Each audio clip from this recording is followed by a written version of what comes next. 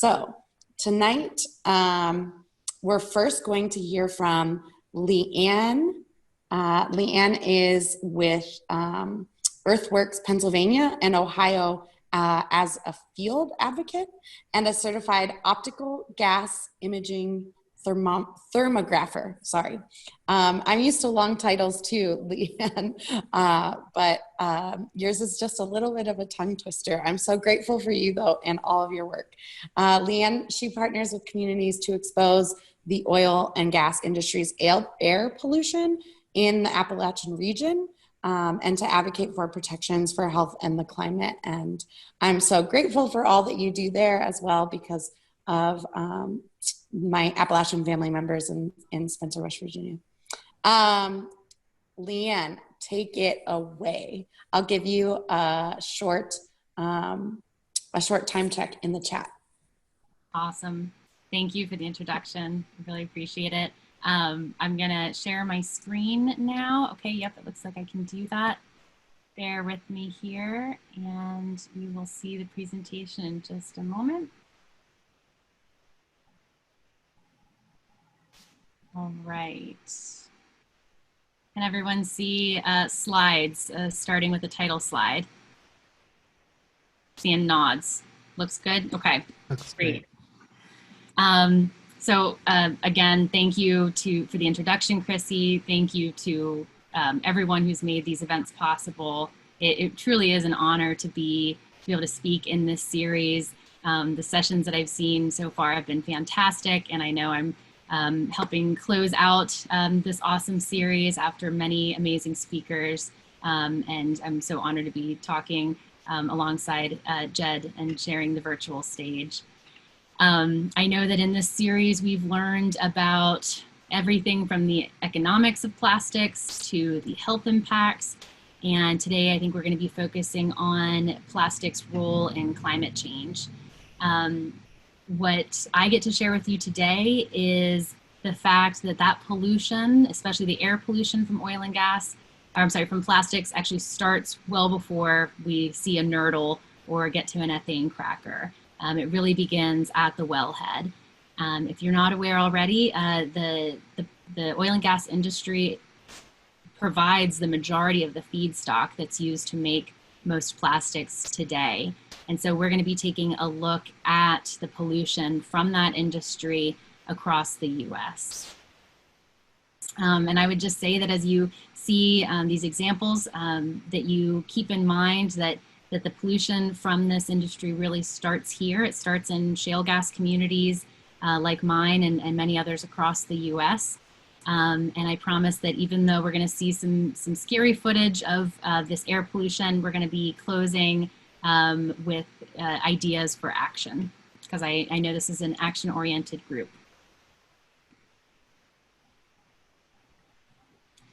So I'm speaking to you today from Washington County, Pennsylvania, land, I believe, of the Osage and Shawnee peoples, and also the sitting atop the Marcellus and Utica shales. Pennsylvania is second only to Texas for its fracked gas production. My county in Pennsylvania has the most fracked gas production in the state. You can see it here in red. It's just maybe 25 miles south of the city of Pittsburgh.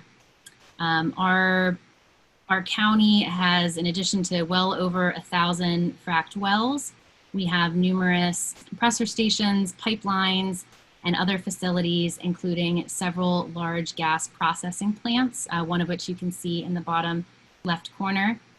This was the site of a 2018 fatal explosion and fire. This is about 3 miles from my home. This is just one of the many incidences that my community has dealt with in the about 3.5 years that I've lived here. I'm born and raised in Pennsylvania, but newer to the western side of the state. In just that 3.5 short years, there have been numerous well blowouts. There have been countless spills to waterways and other violations. And it has really produced, I think, an atmosphere of uncertainty and fear in our communities. And that is epitomized, I think, by the recent news that some of you may have heard across the US of rare childhood cancers that seem to be appearing in high numbers in actually my school district and in the surrounding 3 counties with significant oil and gas development. And you can see here featured some of the young people who have been stricken with this cancer and some of whom have passed away. So residents are pushing for a better understanding of whether the heavy oil and gas development is correlated in any way with the incidences of these rare cancers. So of course the threat from oil and gas development is not limited here to where I live. This really is a nationwide issue. This tool, which is created by Frac Tracker, Clean Air Task Force, and Earthworks, is a special map because instead of just showing us where oil and gas facilities are located, and they're well over 1.25 million in the US, this shows us where human populations are living within a half mile or less of one or more of those facilities, and especially in an especially risky close radius. And I should say that I think the data from this map is maybe about 3 years old, so the situation is probably a little more dire today than what we can even see here. And this really has produced a health crisis. I can speak to this personally from my work with communities. I hear stories constantly from folks that are experiencing ailments that appear to correlate with the health literature. There are well over hundreds of studies at this point. I am not sure of the current number at this point. I know there had been 700 back in 2015. A recent review of studies on fracking and health showed 90% of those indicate increased risks or health impacts from oil and gas development. And this is just one of the latest bits of research that I pulled in here. The news about about the impacts to children, babies who are born and near oil and gas development. PSR, Physicians for Social Responsibility, I think puts it really well by stating that they don't have evidence that fracking can be practiced in a manner that does not harm human health. But of course, we're here today to talk about the climate aspect of plastics. So I want to focus our attention there. And the tie-in between oil and gas development, climate, and plastics comes very much in part from methane. So methane is the primary constituent of what is often called natural gas. And it's also a common byproduct of oil extraction. And methane is 86 times more powerful than carbon dioxide for warming the atmosphere when you look at it over a short 20-year time period. So that's an important fact. We're going to come back to that in just a slide or two here. The oil and gas industry is the largest industrial source of methane emissions, and that methane is responsible for 25% of today's global warming. We know, just based on the estimates from the industry that are reported to state and federal governments, that they are a significant contributor to climate change, but studies routinely show that those methane emissions have been drastically underestimated. And in a little bit, I'll talk about research that indicated just that in Pennsylvania, where I'm speaking to you from.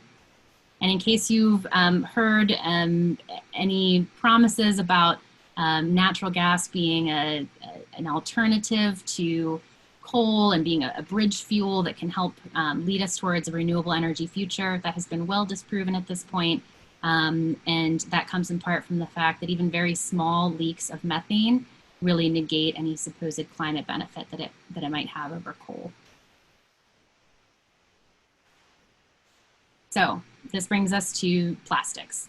As I said, the oil and gas wells are the source for the majority of the feedstock, 99% of what goes into making plastics, of the chemicals used to make plastics. And much of that is produced specifically for single use, meaning things that touch our hands once, like a chip bag, and then they're in the trash right after that. And I mentioned chips because I eat a lot of chips. And 91% of all plastic, even that which is designed to be recycled, ends up being thrown away or not does not make it into the recycling stream. Plastics are one of the most greenhouse gas intensive manufacturing industries out there. And if you haven't heard, the Appalachian region where I live and where I work has been targeted for a major plastics and petrochemical boom. And the first of these world scale ethane crackers is under construction right now north of Pittsburgh. And several others have been proposed for the area. Okay, so that gets us, I think, past some of the doom and gloom and into things that give me hope and that I hope can give you hope as well. So if you recall that I mentioned that methane is this super powerful greenhouse gas, but it has a lot of its impact is in the first 10 and 20 years that it's in the atmosphere. So that means that actually gives us hope for the climate crisis, because if we can reduce these methane emissions and move away from fossil fuels very quickly, this would have an immediate and lasting impact on our climate stability. And research has continued to show this. So now I get to talk about the work that I do and that Earthworks does to try to hasten this transition away from fossil fuels as a dirty energy source. And a lot of this centers around a really fascinating tool called optical gas imaging. I'm sure some of you have seen and heard of this before. You may have heard it called a FLIR camera, which is the brand name, or I'll just call it often an OGI camera. You can see here my friend and personal hero, Sharon Wilson with Earthworks in Texas, filming, I believe, an unlit flare at a facility using one of our OGI cameras. And I'm going to show you lots more examples as we go. Some of the basics to know is that this camera is a state-of-the-art tool, industry standard. It's used by the US EPA, by state regulators, and by gas companies as well to look for leaks and other pollution. And it really, what it does is it allows us to see hydrocarbons that come from oil and gas development that you just can't see with the naked eye. So here's another look at the camera and how it works. So what you're seeing on the left there is a conventional well in northwestern Pennsylvania. And if you look at it with the naked eye, it doesn't look like much is happening, right? When you turn on the OGI camera, you can see, however, that there is actually a significant leak coming from one of the valves at this facility. Earthworks has, I believe, 4 trained thermographers on staff. I recently became one of them back in May of last year. And I think we have 3 cameras that we ship back and forth across the US to do this work. So here's a look at some of the gases that the camera can detect. It can detect other gases, but these are those that the camera has been designed and calibrated to detect at a specific leak rate. I want to just highlight a few for you. One is methane, which you've heard me talk about a bit, and another is compounds that are often referred to in collection as the BTEX compounds. These are known and suspected carcinogens. We'll be coming back to these with one of the examples that I share in just a moment. And so basically what we do at Earthworks with this camera, we're often responding to requests from community members who want to know what they're being exposed to or who want help getting improvements to their air quality from oil and gas facilities near them. So we visit them with the optical gas imaging camera, document leaks and other air pollution, and we frequently file complaints with regulatory agencies as well. And what we're finding with our work is that the air pollution is everywhere. It is across the entire supply chain. We're seeing air pollution from trucks and diesel engines that are there to prepare a site well before the well pad is even drilled. We're seeing it from wells once they've been put in the ground and put into production, from pipelines and valves, compressor stations and metering stations, and processing plants like the one that I showed you at the beginning of our talk.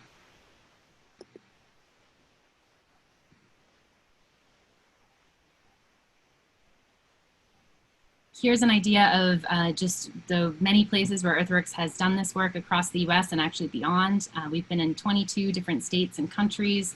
We've done almost 2,000 site visits and filed almost 400 complaints. And so if you go to this link, cep.earthworks.org, that's a great way to learn more about what we're doing, but also you can use this interactive map to look and see optical gas imaging videos that we've taken near you. So these will expand and you can see the videos, complaints that we filed, and you can also see the some interviews with impacted residents.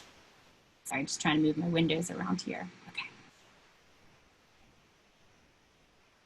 All right, so now I want to show you what we're seeing when we're actually out at these sites. I'm going to focus primarily on Pennsylvania and Ohio, which is where I do the majority of my work, and include some more examples from Texas. So remember, this is getting to see plastics pollution pretty much at the beginning of the supply chain. This example is from not that far from where I live, a couple miles away. This is my coworker, Pete Dronkers, who's also one of our certified thermographers. And if you take a look at those kind of bright red tanks at the back of the image, now you'll get to see what it looks like, or what it looked like when we were there through the optical gas imaging camera. You can see there's actually a large release of pollution. It started just moments after we got there and turned on the camera, and continued, unabated for about half an hour while we were there. Here's another example from just a few miles from the first one, actually. This was a well pad that was under development and doesn't look like much, as you can see from the hillside where we were standing. But then when we turn on the optical gas imaging camera, it reveals that there are actually what appear to be a series of engines, perhaps diesel or gas-fired engines, that are emitting a large plume of pollution.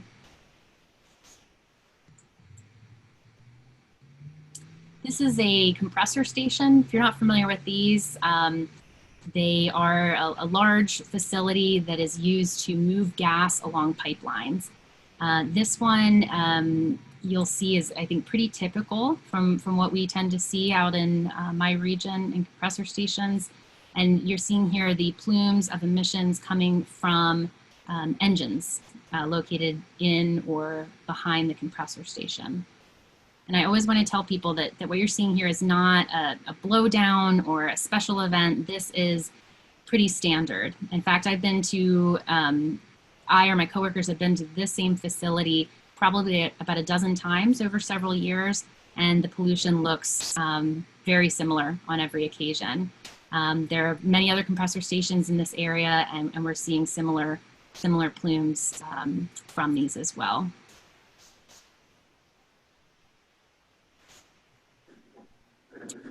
Here's an example of a condensate tanks at a conventional well site. So conventional wells are often shallower, smaller, lower producing. In some cases, they're older than the fracking wells that have occurred with the more recent boom in the past decade or decade and a half.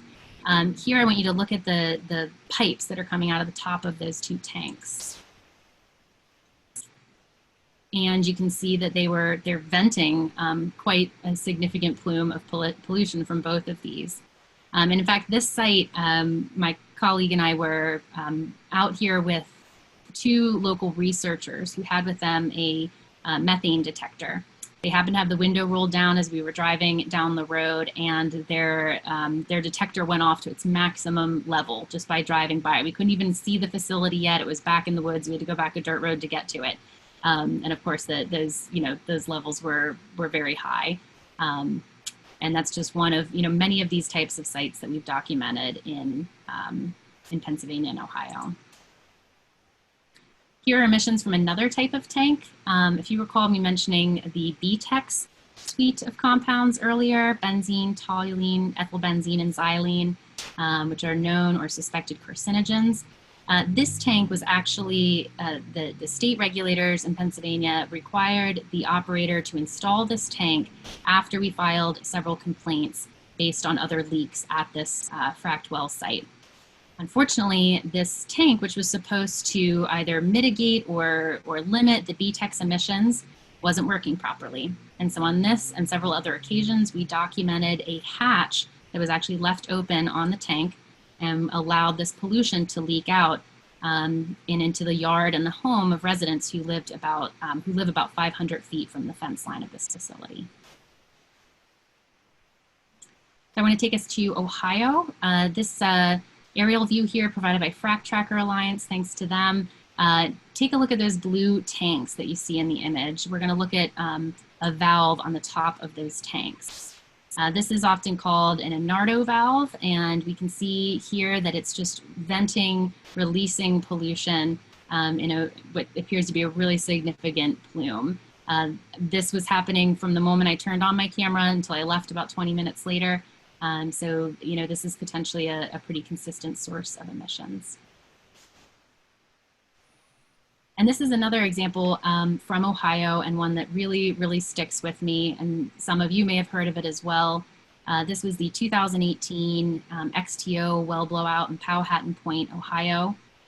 My team and I were there actually on request from a resident featured here who wanted us to take a look at compressor stations that were surrounding his home. His children had been experiencing unexplained nosebleeds. There were other respiratory symptoms and cardiac symptoms appearing in the adult members of the family. And so they asked us to come out with our cameras. It just happened to be at the same time that this massive well blowout was taking place. It lasted for, I believe, 30 days. No, I'm sorry, it was 20 days, so about 3 weeks that it took for them to cap this well. And it was pretty dramatic. I mean, even before we turn on the OGI cameras, you can see there's a plume, a geyser of liquids, gases, smoke coming out of this well about 100 feet in the air. But when we turned on the camera, we could see that that plume actually went far higher and traveled well along the hillside for miles, far outside of the zone that was evacuated due to this incident. The climate impact here is really notable, but I want to talk for a minute, if I can, about the residents who made it possible for us to get this footage and to call on the regulators to do an investigation. They described in such terrifying terms what it was like to live through this event, to try to get their children safely out of the elementary school, and how their kids for weeks after the explosion kept bags of toys near their bedroom doors in case they would have to evacuate. So, I don't want our conversation about the climate impacts, which is so important, to lose that aspect of the very human immediate impacts that are happening to people that live near this development. But ultimately, a year after this incident, we worked with satellite researchers who then produced a paper that showed that this single event was one of the largest methane releases known in US history. And in fact, it released more greenhouse gases than most European countries do in 1 year.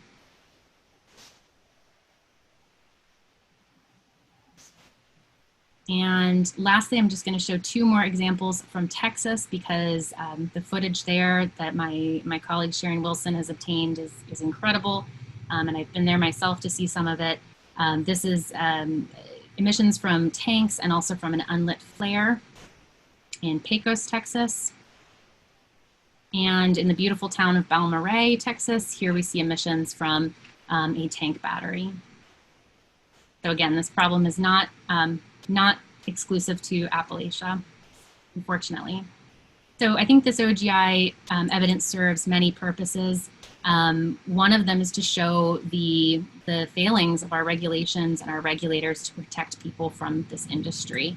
And here is just some visuals, of one of the gaps in policy, which I'll highlight because I've been very involved in it, is here in Pennsylvania.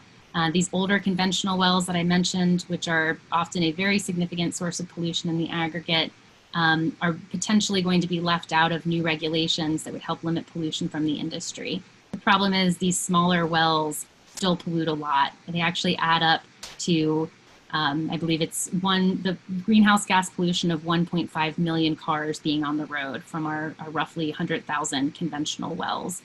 So we really need stronger regulations to deal with these pollution problems.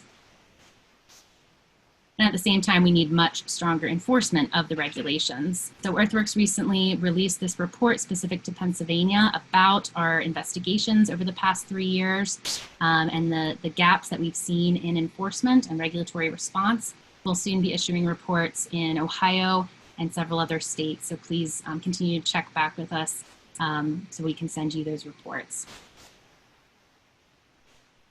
And bringing us kind of to the full circle here and more of a message of hope. I think we all agree that we really need to transition away from this polluting industry, but we don't want to leave workers behind.